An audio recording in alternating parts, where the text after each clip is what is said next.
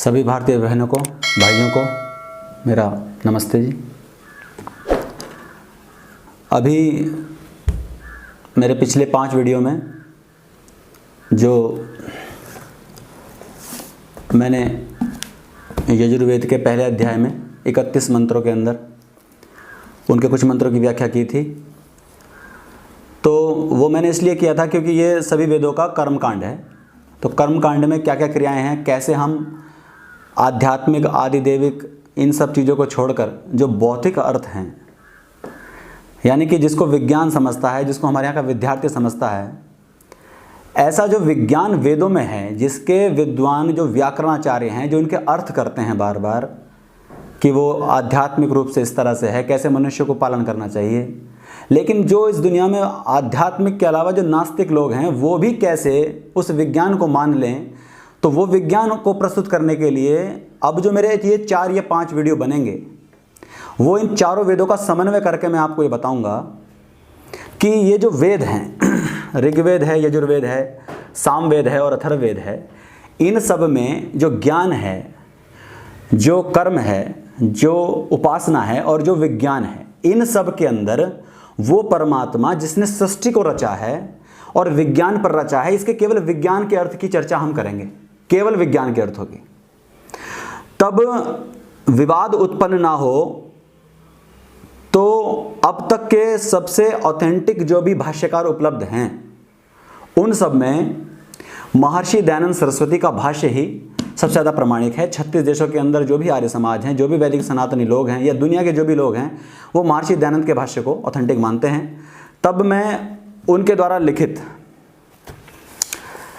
ये जो सत्यार्थ प्रकाश है, इसकी 5 मिनट चर्चा करूंगा आपसे कि वो अपना क्या बताना चाह रहे हैं आपसे कि पठन पाठन विधि ये 61 पेज पर लिखी हुई है सत्यार्थ प्रकाश में। आर्ष साहित्य प्रचार ट्रस्ट के द्वारा ये प्रकाशक है सत्यार्थ प्रकाश, और इसके 61 पन्ने से लिखा हुआ है अतः पठन पाठन विधि। किसकी? इन वेदों को पढ़ने के लिए हमें क्या क्या सब्जेक्ट पढ़ने हैं, तब हम लोग क्या पढ़ रहे हैं और उनका इशारा क्या है। वे कह रहे हैं कि आप पहले व्याकरण पढ़ो। व्याकरण पढ़ने के लिए आपको पढ़ना है पाणिनि की अष्टाध्यायी, पहली पाणिनि की अष्टाध्यायी 1.5 वर्ष में पूरी कर लें। इसके पश्चात महाभाष्य पढ़ें, महर्षि पतंजलि का महाभाष्य पढ़ें।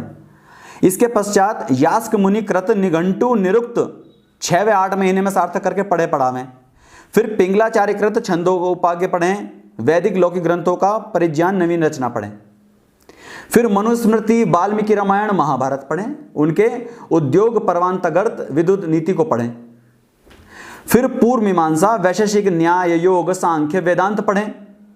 और इसके बाद जो उपनिषद हैं, कितने उपनिषद हैं? 10 उपनिषद हैं। ईश, केन, कठ, प्रश्न, मुंडक, मांडुक्य, ऐतरेय, तैत्तिरीय, छांदो योग्य और वर्णादक व 10 उपनिषदों को पढ़कर 6 शास्त्रों के भाष्य 2 वर्ष में पूरे कर लें। फिर इनके पश्चात चारों वेदों के स्वर, शब्द, अर्थ, संबंध तथा क्रिया सहित पढ़ना योग्य है। लेकिन यहां भी पूरी शिक्षा नहीं है। इसके बाद आपको क्या पढ़ना है? इसके बाद आपको चरक और सुश्रुत की 4 वर्ष के भीतर क्या क्या पढ़ना है? वैदिक शास्त्र पढ़ने हैं, उनके क्रिया, शस्त्र, छेदन, भेदन, लेप, चिकित्सा, निदान, औषध, पथ्य, शारीर, देश, काल व वस्तु के गुण ज्ञान पूर्वक पढ़ने हैं 4 साल के अंदर। धनुर्वेद पढ़ना है। फिर गांधर्व वेद पढ़ना है। सामवेद का गान वादित त्रिवादन पूर्वक है, उसको पढ़ना है। अथर्ववेद पढ़ना है। बीज गणित, अंक, भूगोल, खगोल और भूगर्भ विद्या पढ़नी है। इनको तो कोई नहीं पढ़ता, इन विद्याओं को कोई नहीं पढ़ता। शुरू में व्याकरण पढ़ लिया, इनके शब्द अर्थ कर लिए, और जो प्रयास महर्षि दयानंद सरस्वती ने अपने पूरे जीवन की सारी विद्याओं को एब्सेंट करके इन शब्दों के अर्थ कर तो दिए ना। अरे ये व्याकरण, महाभाष्य सब पढ़ तो लिया उन्होंने, और ये शब्द लिख कर दे दिया आपको। अब या तो ये शब्द अर्थ गलत है, या फिर ये जो बता रहे हैं ये गलत है। अगर ये सत्यार्थ का प्रकाश है और हम सब महर्षि दयानंद के सत्यार्थ प्रकाश को मानते हैं, तो उनके द्वारा जो ये भाष्य है, यजुर्वेद का भाष्य है, महर्षि दयानंद सरस्वती ने किया, और परमहंस स्वामी जगदीशानंद सरस्वती के द्वारा ये संपादक है। इसमें जो शब्द अर्थ लिखे हैं वो क्या इनके द्वारा लिखित नहीं है, वो हिंदी में तो लिखे हैं। इनके अर्थों को समझना ही तो है। इनको समझने के लिए उनका कहना है, अब मुख्य बात क्या है, सत्यार्थ प्रकाश देख लें एक बार। सत्यार्थ प्रकाश, और सत्यार्थ प्रकाश में आर्ष साहित्य प्रचार ट्रस्ट का यह 65वां पेज है, यह 65वां पेज है। और इसमें क्या कह रहे हैं, ध्यान से सुने। जैसे ऋज, आयु, शाम और अथर्व चारों वेद ईश्वर कृत हैं, ऐत्रेय, शतपथ, साम और गौपथ चारों ब्राह्मण, शिक्षा, कल्प, व्याकरण, निघंटु, निरुक्त, छंद और ज्योतिष 6 वेदों के अंग, मीमांसा आदि 6 शास्त्र, वेदों के उपांग, आयुर्वेद, धनुर्वेद, गांधर्व वेद और अथर्ववेद ये चारों वेदों के उपवेद हैं, इत्यादि सब ऋषि मुनि किए गए ग्रंथ हैं। इस बात को सब मानते हैं। इनमें से जो जो वेद विरुद्ध प्रतीत हो, ध्यान से पढ़ना इस लाइन को, 5वीं लाइन है, क्या कह रहे हैं, इनमें जो भी वेद विरुद्ध प्रतीत हो उसको छोड़ देना, इनको चाटना मत बैठकर।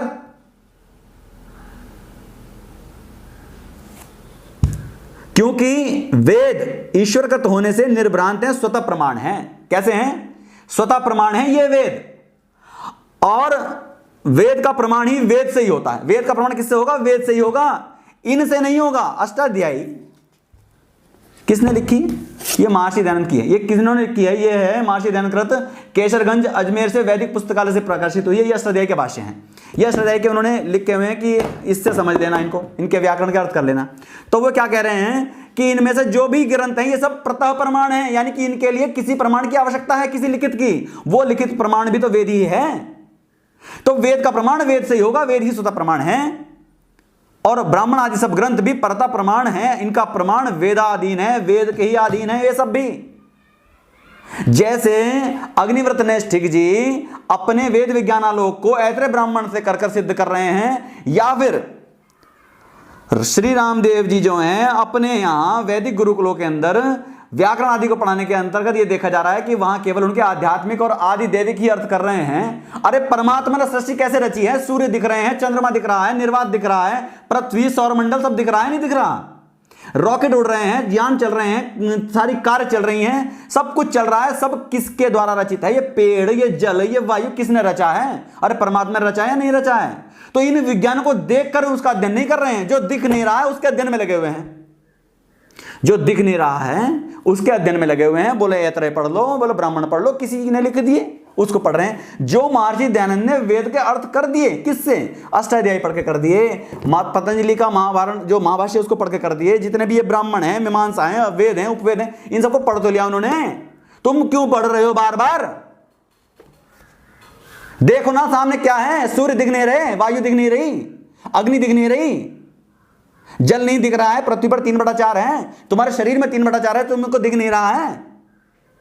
तुम सांस ले रहे हो, सांस ले रहे हो तो जिंदा हो, चाहे खाना मत खाओ, और सांस लेते ही तुम मर जाते हो, तुम्हें समझ में नहीं आ रहा है कि ये क्रिया क्या है। पेड़ में भोजन कैसे बन रहा है, प्रकाश संश्लेषण, तुमको दिख नहीं रहा है। जो दिख रहा है, जो विज्ञान से खोजा जा रहा है, उसके अंदर रुचि नहीं है। रुचि है अपने आप के द्वारा इन वेदों के अलग अलग 15-20 अर्थ कर दिए, अपने आप कर दिए, और उन्हीं को समझने में लगे हुए हैं कि एक नया अर्थ और निकाल लें। लेकिन जिसमें इतना विज्ञान रचा हुआ है, अरे वेदों में एक भी घटना, एक भी प्रश्न, एक भी ऐसा मंत्र नहीं है जिसके अंदर विज्ञान के विरुद्ध बात है। तब हम अष्टाध्यायी को पढ़ें, मैं पढ़ रहा हूं, आप भी पढ़ें अष्टाध्यायी महर्षि दयानंद जी की। इनका हिंदी में है, हिंदी में भाष्य, देखो हिंदी पढ़नी है। और मैं अपने 100 करोड़ हिंदी भाषियों से जो इस देश में रह रहे हैं उनसे कहना चाहता हूं कि दुनिया की जनसंख्या 800 करोड़ है। अगर 100 व्यक्ति 800 को समझाना चाहें, एक व्यक्ति 8 को समझाने तो समझा सकता है। मेरी बात को उन राम कृष्ण के वंशजों को मैं कहना चाहता हूं कि जिन राम और कृष्ण ने गुरुकुलों के अंदर इन वेदों को पढ़ा, इनके अर्थों को समझा, इनके द्वारा विज्ञान की रचना की, उन्होंने ब्रह्मास्त्र बनाए, उन्होंने राम सेतु बनवाया, उन्होंने सुदर्शन चक्र बनवाया, उनके द्वारा अलग अलग पुष्पक विमान इत्यादि जो रचनाएं थी ये उन्हीं के काल में थी, इस विज्ञान के आधार पर थी। उसी विज्ञान की चर्चा करने के लिए मैं धर्मेंद्र कटारिया आपसे कहना चाहता हूं कि हम सबको अब जो भी अर्थ करना है वो विज्ञान के अर्थ में करना है। वेद के अंदर जो भी शब्द अर्थ लिखे हैं उनकी कुछ चर्चा मैं आपसे करूंगा कि अब हम केवल वेद का जो परमात्मा की सृष्टि का जो विज्ञान है, उस विज्ञान के अर्थ में क्या क्या लिखा है वेद में, उसकी एक एक चर्चा अब हम करेंगे। इसके लिए पहले मैं ज्ञान कांड को ही उठाऊंगा, ऋग्वेद, इसके पहले मंत्र की चर्चा मैं करूंगा आज, और फिर लगभग 3 वीडियो बनाऊंगा जिसमें यजुर्वेद के कुछ मंत्रों का या 1 या 2 मंत्रों का, और सामवेद के 1 या 2 मंत्रों का, और अथर्ववेद के कुछ मंत्रों का मैं समन्वय करूंगा, जिससे कि आपको पता चले कि परमात्मा ने इन सारे ग्रंथों में, इन सारे वेदों के अंदर किस सृष्टि विज्ञान की विवेचना की है, बताया है कि कैसे कैसे वो उन्होंने इस जगत को रचा है, कैसे गायत्री छंद का निर्माण हुआ है, कैसे सूर्य के तारे का निर्माण हुआ है, कैसे वायु बनाई, कैसे उन्होंने हम लोगों को आयु प्रदान की, कैसे उन्होंने ये सब कुछ प्रदान किया, कैसे उन्होंने प्रलय से सृष्टि का निर्माण किया। मैं सबको विज्ञान परक बताने का प्रयास करूंगा और उस अर्थ में बताने का प्रयास करूंगा जिसमें सामान्य लोगों को समझ में आए, वैज्ञानिकों को समझ में आए, वो विद्यार्थी जो साइंस पढ़ रहे हैं, बायोलॉजी पढ़ रहे हैं, उनको समझ में आए तो सही। हम उनको वो ना बताएं जो दिख नहीं रहा है, वो बताएं जो दिख रहा है। इसके लिए मैं अगर बात करूं तो ये चारों जो 4 या 5 जो वीडियो बनेंगे, ये इसका जो शीर्षक रहेगा वो ये रहेगा कि वेद में उपस्थित विज्ञान में पीएचडी करने के अर्थ में हमारा शब्द अर्थ है कुछ, इनका प्रयास है। विज्ञान के अर्थ में पीएचडी करनी है।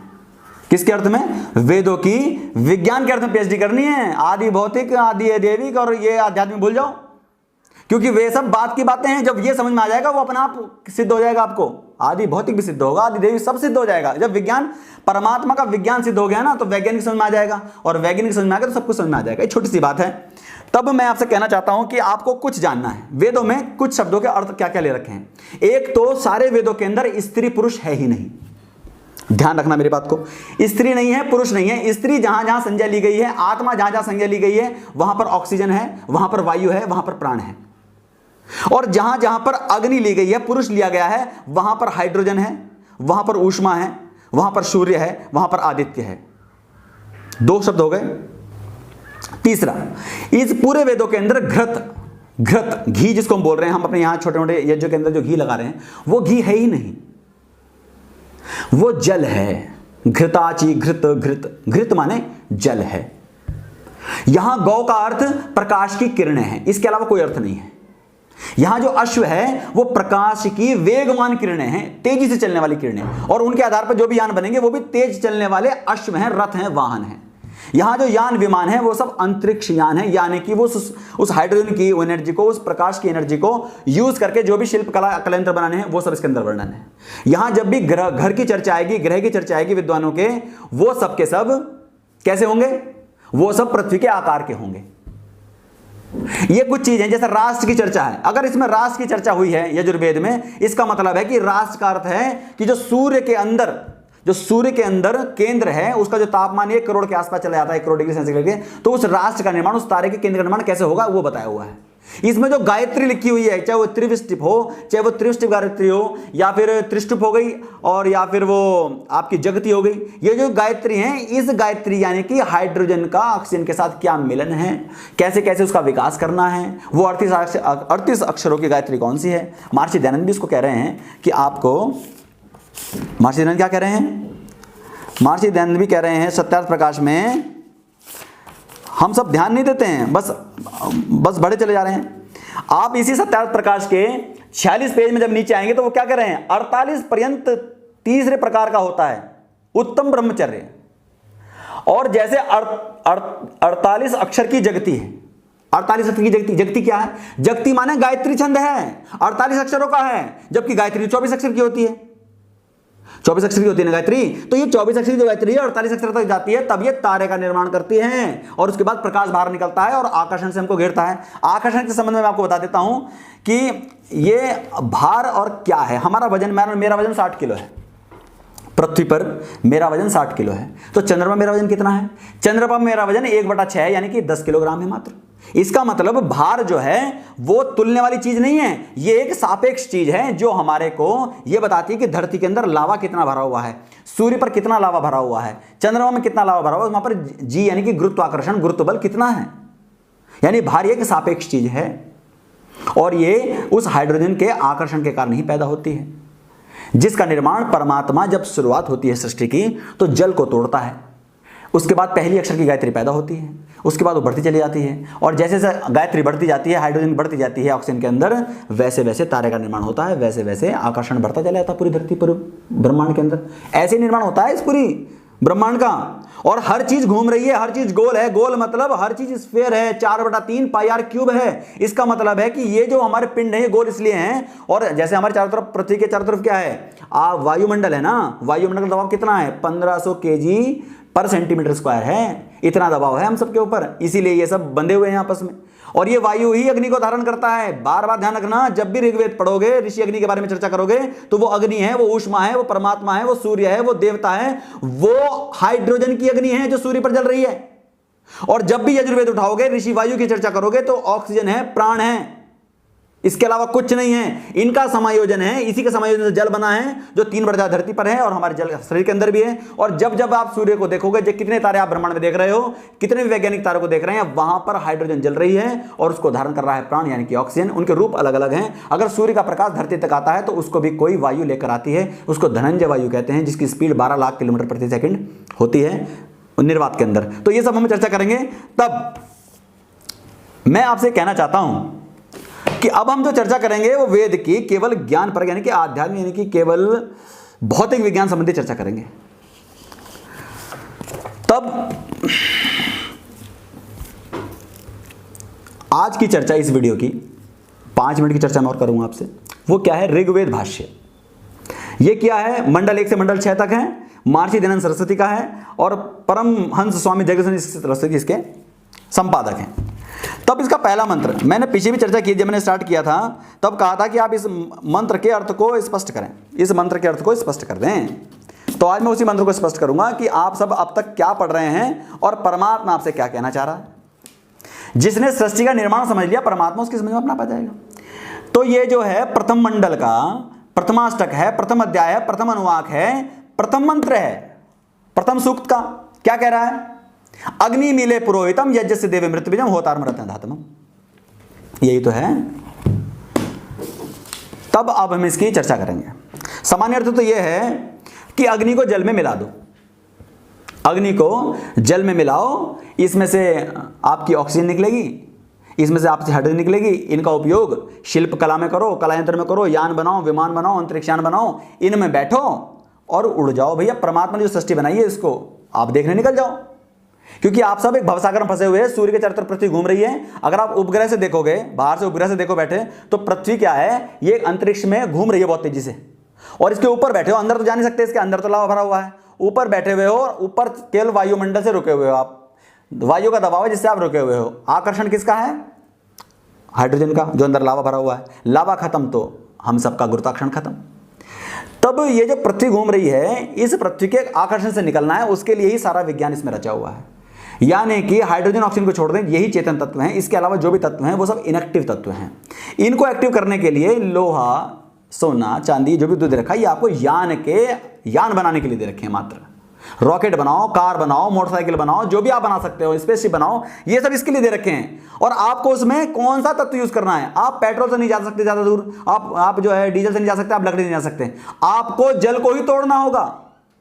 यजुर्वेद के 13वें मंत्र में लिखा है कि आपको जल को तोड़ना है। किसको तोड़ना है, जल को तोड़ना है। जल को तोड़ते ही आपको हाइड्रोजन मिलेगी और आपको ऑक्सीजन मिलेगी। हाइड्रोजन ही सूर्य पर जल रही है। तो उन तारों का निर्माण कैसे होता है 24 साल के अंदर ब्रह्मचर्य का पालन करते हुए, वो इस यजुर्वेद में लिखा, ऋग्वेद में लिखा। इन सब में यही विज्ञान है कि आपको जल को तोड़कर एनर्जी चाहिए। वो एनर्जी ही आपको इस पूरे ब्रह्मांड की यात्रा कराएगी। परमात्मा ने यही आपको दिया है, क्योंकि पूरे ब्रह्मांड के अंदर अग्नि का, ऊष्मा का केवल एक सोर्स है जिसका नाम है सूर्य। और वो सूर्य किससे जल रहा है, हाइड्रोजन चल रहा है। आपका शरीर किससे चल रहा है, हाइड्रोजन चल रहा है। उसी से विद्युत अग्नि पैदा हो रही है। ऑक्सीजन के अंदर वो धारण की जाती है प्राण में। जैसे ही हमारे यहाँ सांस रुकता है, प्राण आना बंद होता है, या हमारी सांस रुक जाती है, हम सांस को रोक देते हैं किसी वजह से, या फांसी लगा देता है कोई व्यक्ति, तो ये ऑक्सीजन आना बंद हो जाती है। अंदर जो अग्नि जल रही है हाइड्रोजन की, वो जलनी बंद हो जाती है। और हाइड्रोजन के कारण जो कोशिकाओं के अंदर विद्युत अग्नि पैदा होती है, जिससे हमारी पल्स चलती है, पल्स नब्ज से चलती है, ये बंद हो जाती है। हार्ट रुक जाता है, ब्लड रुक जाता है, दिमाग रुक जाता है, और हमारे अंगों के रुकने के कारण हम सब मर जाते हैं। प्राण का अंत होने के बाद हाइड्रोजन रुक जाती है और विद्युत अग्नि हो जाती है और हमारा शरीर ठंडा पड़ जाता है। यही विज्ञान शरीर के अंदर है। यही आपका विज्ञान उन लकड़ी के अंदर है, पेट्रोल डीजल में है, और यही विज्ञान सूर्य पर चल रहा है। यही सारा विज्ञान इसमें लिखा हुआ है। इन्हीं का उपयोग करने के लिए स्टेप बाय स्टेप इसमें प्रोसेस रखे हैं। अरे यजुर्वेद के अंदर कितने अध्याय हैं? 40 अध्याय हैं। अध्याय का मतलब समझते हो? अध्याय का मतलब है एक एक अध्याय के अंदर अलग अलग कॉन्सेप्ट को धीरे धीरे बढ़ा रखा है। इसी में महर्षि पतंजलि ने भी इसको पढ़ा है, इसी को यास्क ने भी पढ़ा है, इसको भी जितने भी आपके ऋषि आप बता रहे हो सबने इन्हीं को तो पढ़ा है। इन्हीं का अर्थ उपवेद में कहीं अपने अपने उन्होंने ब्राह्मण बना दिए, किसी ने उपनिषद बना दिए, इन्हीं सब का तो व्याख्या है वो। तभी महर्षि दयानंद कहते हैं कि यही स्वतः प्रमाण है, इन्हीं से ही इनका शुद्धि करो। तो इनको पढ़ने के लिए पहले हम देखें कि बाहर क्या चल रहा है और इसको हम कैसे जोड़ सकते हैं, वही मैं जोड़ने का प्रयास कर रहा हूं।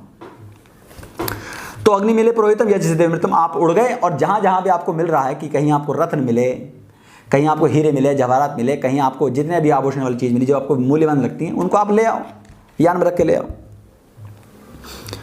और इस तरह से निकलने को ही, स्वतंत्र घूमने को निर्वात में यानों से, इसी को तो मोक्ष कहा है। तो इसमें जो चर्चा है वो छेदन की है कि छेदना है। किसको छेदना है? जल को छेदना है। छेदन करके जल टूट जाएगा और धारण करने के लिए ऑक्सीजन पैदा हो जाएगी उसी में से, और जलने के लिए हाइड्रोजन पैदा हो जाएगी। और यही हाइड्रोजन आकर्षण पैदा करती है सूर्य पृथ्वी के बीच में, पृथ्वी चंद्रमा के बीच में, और सारे ब्रह्मांड के जितने भी पिंड घूम रहे हैं आपस में, चक्रांतिक घूम रहे हैं, सब चक्र में हैं, सब चक्र में घूम रहे हैं। तो ये सब के सब उस हाइड्रोजन के कारण जो लावे के रूप में है, उस आकर्षण से ये रुके हुए हैं, घूम रहे हैं, चक्रकार है। और हाइड्रोजन धनात्मक है और ऑक्सीजन ऋणात्मक है। इनके आकर्षण से ही ये आपस में जुड़ती है। इसी से गायत्री का निर्माण होता है।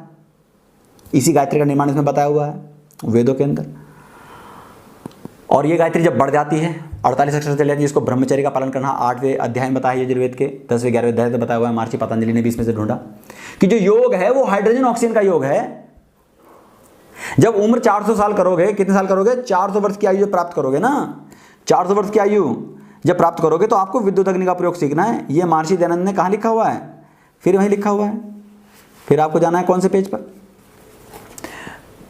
46 पेज पर जाना है। सत्यार्थ प्रकाश के 46 पेज जाओ। इसी में जहां पर लिखा हुआ है कि 48 अक्षर की जगती है, जगती छंद है, यही लिखा हुआ है कि उत्तम ब्रह्मचर्य, यानी कि हाइड्रोजन का, जब आप हाइड्रोजन को अपने आप पालना सीख जाओगे, उस ब्रह्मचर्य को रोकना सीख जाओगे, तब इसको पूर्ण करके 400 वर्ष पर्यंत आयु को बढ़ा सकते हो। कितने वर्ष को? 400। ये सब सत्यार्थ प्रकाश में लिखा है, लेकिन हम इसको समझ नहीं पाते। तो ये 400 वर्ष तब होता है जब हाइड्रोजन को रोककर विद्युत अग्नि का उपयोग करने सीख जाते हो, धीरे धीरे उस अग्नि का प्रयोग करते हो, शरीर की कोशिकाएं धीरे धीरे उम्र बढ़ाती हैं, तब हमारी जो बाल्यावस्था है वो भी लंबी चलती है, फिर युवावस्था लंबी चलती है, फिर हमारी प्रौढ़ावस्था धीरे चलती है, और हम लगभग 400 वर्ष की आयु पूरा कर जाते हैं। यानी कि जो हमारा कोशिकाओं की उम्र का बढ़ना क्रम है, वो इस विद्युत स्पंदन के कारण जो तेजी से बढ़ रहा है, उसको स्पंदनों को हम नियंत्रित करके अपनी उम्र को बढ़ा सकते हैं। ये छोटा सा विज्ञान है हाइड्रोजन ऑक्सीजन का। जब भी खोदोगे हाइड्रोजन ऑक्सीजन ही मिलेगी, यानी कि हाइड्रोजन का तत्व और ऑक्सीजन का तत्व। अग्नि ऊष्मा हाइड्रोजन है और प्राण हमारी ऑक्सीजन है, वो हाइड्रोजन है। इन तीनों गुणों का धारण शिल्प विद्या। अब ये जो 3 गुण हैं कौन कौन से? जल H2O, हाइड्रोजन H हाइड्रोजन, और तुम्हारी ऑक्सीजन यानी कि प्राण। तो इन तीनों के गुणों को धारण करके शिल्प विद्या बनानी है, कला यंत्र बनाने हैं। क्या बनाने हैं? शिल्प कला यंत्र बनाने हैं। मोटरसाइकिल में, कार में, रेलगाड़ी में भाप का इंजन हो या विद्युत का इंजन हो, विमान बनाने हैं, जलयान बनाने हैं, पनडुब्बी जलपोत बनाने हैं, अंतरिक्ष बनाने हैं, मंगलयान हो, उपग्रह हो, रॉकेट, सब इनका उपयोग करना है। इसी अग्नि का तो उपयोग करना है। सूर्य के अलावा अग्नि है कहाँ? इन्हीं का रूपांतरण है आपके जल में, इसी का रूपांतरण है आपके पेड़ के अंदर, इसी का रूपांतरण है वो पेट्रोलियम, जो कभी दब गया इन पेड़ों के रूप में जल, तो वो अपना बन गए। हमारे यहाँ जब सिरका बनता है ना, सिरका गन्ने के रस से या फिर किसी भी मीठी चीज़ से जब हम सिरका बनाते हैं, तो वो सिरका बनाने का सिद्धांत यही है कि उस जो पदार्थ है उसको सड़ा दो, मीठे को। तो मीठा क्या है? Ethyl alcohol. उस मीठे को तो तोड़ना है, फिर वो एसिटिक एसिड बन जाता है। तो ये सब है, सब CH और O, यानी कि कार्बन हाइड्रोजन ऑक्सीजन का ही सम्मिश्रण है, इसके अलावा कुछ भी नहीं है। ऐसा पेट्रोलियम है। तब सूर्य की अग्नि क्या है? सूर्य की अग्नि, क्योंकि सारे ब्रह्मांड में सूर्य हैं और ये सूर्य सबको धारण कर रहा है। सारे सूर्य, बड़ा सूर्य बहुत बड़े सूर्य को धारण कर रहा है, तो इससे आपकी आकाशगंगाएं सद रही हैं। आकाशगंगा जो सूर्य है वो बहुत सारे तारों को, और बहुत बड़ा तारा ये ग्रहों को, और एक ग्रह उपग्रह को, यही तो चक्र है। तो ये जो सूर्य धारण कर रहा है, इस सूर्य पर कौन सी घटना घट रही है? हाइड्रोजन, ड्यूटेरियम, ट्रिटियम आपस में मिल रहे हैं, हीलियम और न्यूट्रॉन बना रहे हैं। इसका उपयोग करके पूरे ब्रह्मांड में, सभी आकाशगंगाओं में, सभी सौरमंडलों में इसका उपयोग हो रहा है। और शिल्प कला यंत्रों में उपयोग करना है कि 3 किलोमीटर प्रति सेकंड आपकी स्पीड बनानी है। किसकी? जो भी आपके यान होंगे वो प्रकाश की गति चलेंगे। जब आप तारों का निर्माण कर लेंगे अपने यान के अंदर, 24 साल तक हाइड्रोजन को एक नियंत्रित कक्ष में जलाकर जब आप उसका तारा बनाओगे, जिसको राष्ट्र कहा है यजुर्वेद के, 27वें 28वें अध्याय के अंदर, या 18वां अध्याय या 28वां अध्याय, इनमें से किसी में है कि राष्ट्र का जो निर्माण है, यानी कि तारे केंद्र का निर्माण कर लोगे आप, उसकी एनर्जी का उपयोग करना सीख जाओगे आप। जैसे कार के अंदर 2200 डिग्री का टेम्परेचर होता है, लेकिन थोड़ी दूर पर एक जो ड्राइवर बैठा है उसको छोटी सी पदार्थ विद्या जो लोहे की है वो वहाँ तक उसके टेम्परेचर को नहीं आने देती। ऐसी जब उस 1 करोड़ यानी कि तारे की एनर्जी को आप यूज़ करना सीख जाओगे, तब आपकी जो गति है यानी कि वो 3 लाख किलोमीटर सेकंड हो जाएगी। और अगर आपको इससे आगे बढ़ना है तो जो प्रकाश का जो फोटोन है, जिसकी गति फोटोन की बना रखी है, वो किसने बनाई है? वो धनंजय वायु ने बनाई है, क्योंकि अग्नि बिना वायु के धारण नहीं की जा सकती। तो 3 लाख किलोमीटर प्रति सेकंड चलने वाला जो प्रकाश का कण है, वो फोटोन है, उसकी गति किसने प्रदान की है? उसको धनंजय वायु खींच के लाती है, जिसकी स्पीड 12 लाख किलोमीटर प्रति सेकंड से लेकर 20 लाख किलोमीटर प्रति सेकंड है। वही तो सूर्य की अग्नि को यहां लेकर आ रही है, और बिना वायु के अग्नि धारण नहीं होती। और वो अग्नि भी बीच में ठंड है, आपकी ओजोन लेयर भी -90 से लेकर -150 डिग्री सेंटीग्रेड तक ठंडी है। लेकिन यहां आकर ही धरती गर्म क्यों है? क्योंकि यहां पर ऑक्सीजन है। यहां पर ऑक्सीजन 20% है, 21% है, 20.7। तो ये जो ऑक्सीजन है यही उस अग्नि को धारण कर सकती है। शरीर में भी ये अग्नि ऑक्सीजन नहीं धारण करती है, जिससे हम जीवित हैं। यहां पर पृथ्वी पर तापमान है, इसके अलावा कहीं भी तापमान नहीं है। चंद्रमा पर तापमान नहीं है, क्यों नहीं है? क्योंकि वहां पर ऑक्सीजन नहीं है। मुक्त रूप में नहीं है, संयुक्त रूप में होगी। तो मैं कहता हूं कि हमको जानना है वायु को, जानना है अग्नि को। अग्नि को जानने के लिए तो कह रहे हैं ऋग्वेद में कहा है कि गुण को जान लो। परमात्मा ने इस पूरी पृथ्वी पर ब्रह्मांड में जो भी पदार्थ बनाए हैं, इनके गुण को जान लो। जैसे ही गुण को जानोगे तो गुण को जान जाओगे। अब गुण को जानने के लिए केवल इनके शब्द अर्थ याद नहीं करने हैं, इनके अर्थ के पीछे जो इनका कॉन्सेप्ट है, परमात्मा ने कैसे कैसे निर्माण किया है, जल को कैसे तोड़ा है, कैसे हाइड्रोजन अपनी गति करती है, कैसे ऑक्सीजन अपनी गति करती है, कैसे वो प्राण को रोकती है, कैसे वो हमारी पल के झपका रही है, कैसे हमारे हार्ट को चला रही है, ये सब हमको सीखना है। तो इसके लिए पहला मंत्र है, और मैंने चर्चा आपसे कुछ करी दी है कि हमको अग्नि यानी अग्निमीने पुरोहितम, यानी कि अग्नि को जल से मिलाना है और इसका उपयोग करना है, हाइड्रोजन और ऑक्सीजन का।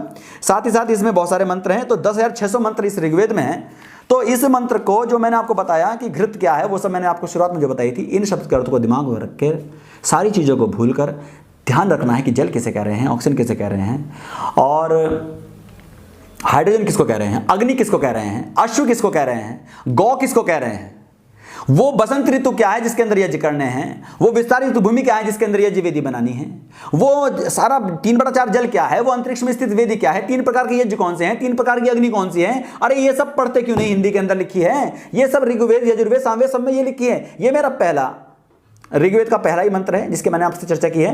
बाकी चर्चा मैं आपसे अगले 2-3 वीडियो में करूंगा। तो ऋग्वेद का ये पहला मंत्र था, और ऋग्वेद में आपको जब भी आप ऋग्वेद पढ़ेंगे, ज्ञान कांड पढ़ेंगे, तो आपको परमात्मा को वैज्ञानिक मानकर इस वैज्ञानिक सृष्टि को उनको विज्ञान के माध्यम से समझना है, और जिसको आपके वैज्ञानिक समझ सकें, आपके साइंस के विद्यार्थी समझ सकें, तो उस साइंस को पढ़ना है। क्योंकि महर्षि दयानंद ने भी कहा है सत्यार्थ प्रकाश में कि भूगर्भ विद्या, जल विद्या, वायु विद्या आपको सीखनी होगी, क्योंकि व्याकरण से आपको परमात्मा की सृष्टि समझ में नहीं आएगी। आपने मेरी बातों को ध्यान से सुना, अगली वीडियो भी आप ध्यान सुनेंगे और अपने घरों में वेद मंगा लेंगे, और कम से कम महर्षि दयानंद के जो भाष्य हैं 1 से लेकर 6 मंडल ऋग्वेद में, और पूरा यजुर्वेद भाष्य जो महर्षि दयानंद सरस्वती का है, परमहंस स्वामी जगदीशानंद सरस्वती इसके संपादक है, इनको अपने घरों मंगा लेंगे। इनकी शब्द का हिंदी और जो उन्होंने कर दिया है व्याकरण से, उन सबको पढ़ेंगे, विज्ञान से उसको जोड़ेंगे। जितने भी व्याकरणाचार्य पूरे धरती पर हैं वे सब समझेंगे, जितने भी आर्य समाज के जो भी विद्वान है वो इसको समझेंगे, श्री रामदेव जी समझेंगे, अग्निहोत्र नेश्वर जी समझेंगे कि जल क्या है, ऑक्सीजन क्या है, वायु क्या है, प्राण क्या है, जल क्या है। इन सबको जब समझ जाएंगे तब रामकृष्ण स्थापित होंगे, महर्षि दयानंद स्थापित होंगे, उनका पुरुषार्थ व्यर्थ नहीं जाएगा, और फिर से हमारा भारत विश्व गुरु बन जाएगा। मेरी बात को ध्यान से आप समझेंगे, 100 करोड़ हिंदू कम से कम समझेंगे,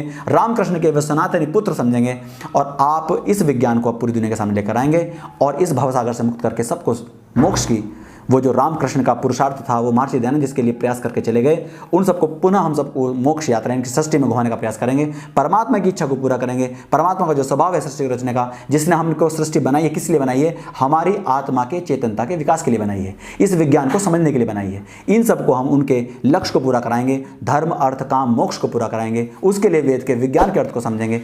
आप मेरी बात को समझेंगे और अगले 3 वीडियो को ध्यान सुनेंगे। इति ओम शांति।